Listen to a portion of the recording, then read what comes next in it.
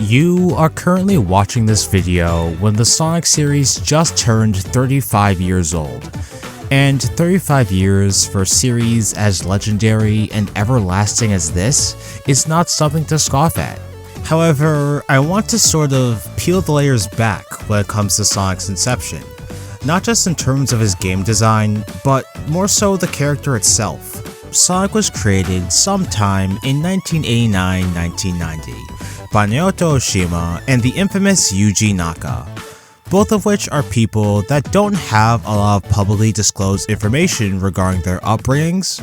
The only thing we know for certain is that they came up with the idea for Sonic in the midst of Sega desperately searching for their next big mascot. So that right there is already a very important fact about Sonic's creation. The fact that he was first and foremost meant to be a fun and marketable video game character before anything else. They gave him super speed in order to show off the power of the Genesis. They made him blue in order to give him more brand identity with Sega.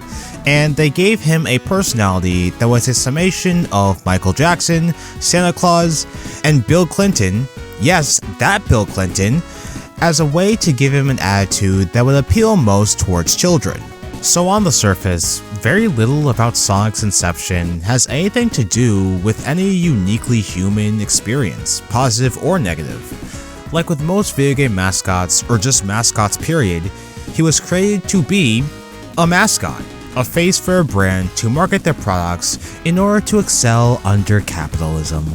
But I'd argue that even if that was the case, what Oshima and Naka might not have realized back then was that they created a character, a concept that was so adaptable and so open in every sense of the word that all the success and money that he would bring to that company would only be 1/16th of what Sonic actually represented. The concept of Sonic is beautifully timeless and universal. He's a blue hedgehog who runs fast. It's easy to understand, and its genius lies within its simplicity.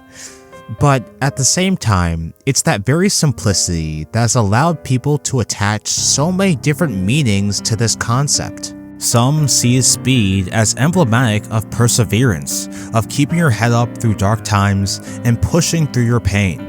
Some people see his speed as more of a commentary on life and going with the flow, of letting the wind push you instead of fighting it off.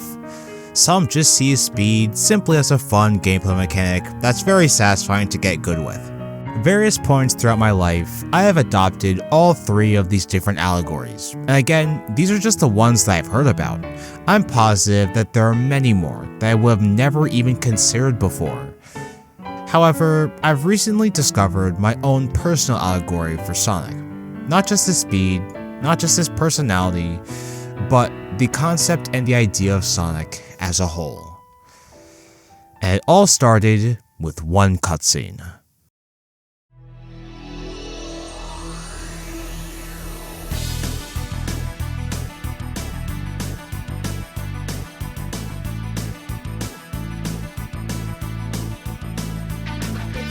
Whenever I think of what Sonic represents to me, Sonic CD's intro is the default that my mind automatically goes to.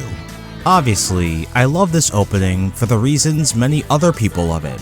The spectacle, the beautiful animation, and the energetic vibe are all flawless at showcasing why he has such a universal appeal. However, when I watch this cutscene now, I can't help but notice just how free Sonic is. Something about the way he runs and dashes across the land makes me feel that Sonic, at least in this moment, is the most alive and present he's ever been, with no burdens or worries or anything weighing him down. He is as light and as free as I wish I could be. And that more than anything is what I personally see in him. I see his speed as emblematic of inner peace, a symbol of true, genuine freedom to be and to exist as you are, to express yourself in a way that is unapologetically authentic. I see Sonic, the character, the concept, the idea, as a person who is complete, as a person who is 100% at peace with themselves and is fully aware that they are and will always be enough. These are just a couple of things that come to my mind whenever I think about Sonic nowadays. And going forward, I could definitely say that this idea is something that I will always strive to be, even if sometimes it may seem very unattainable.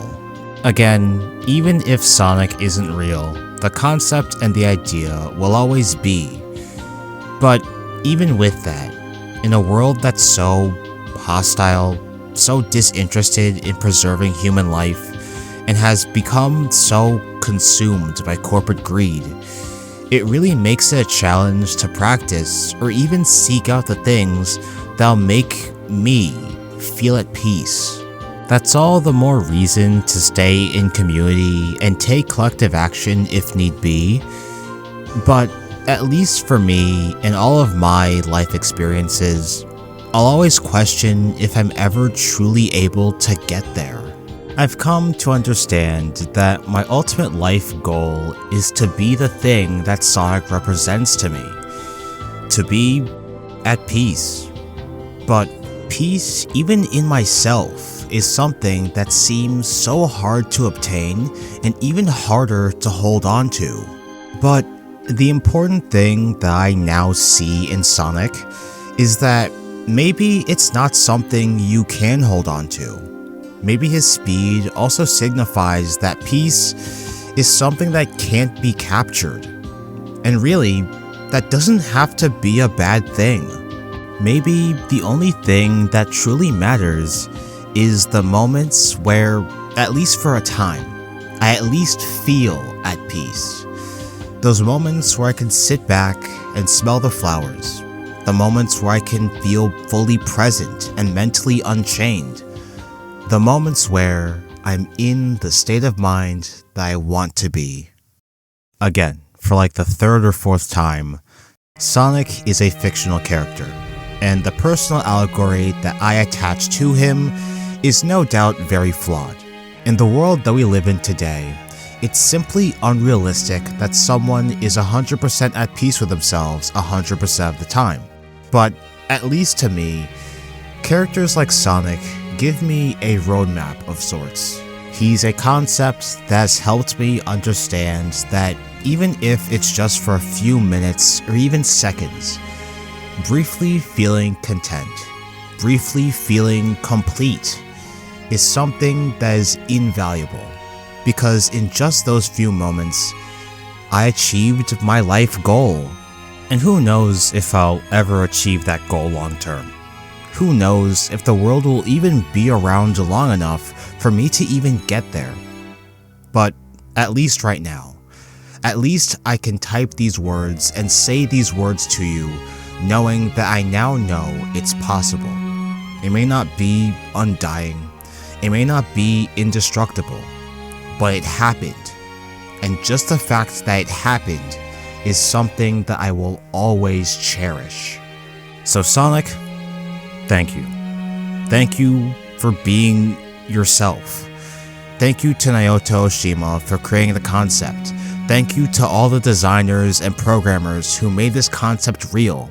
Thank you to all the writers who adapted their own interpretation on this concept, even if some are objectively better than others. Thank you to all the fans who kept this concept alive and thriving, and a very, very huge thank you to Bretta35, whose work has directly inspired this video being made. Seriously, she does great work over at our channel, and can break down the academics behind these characters in a way that I could never. So please give her channel some love if you have the opportunity. But anyways, happy birthday Sonic.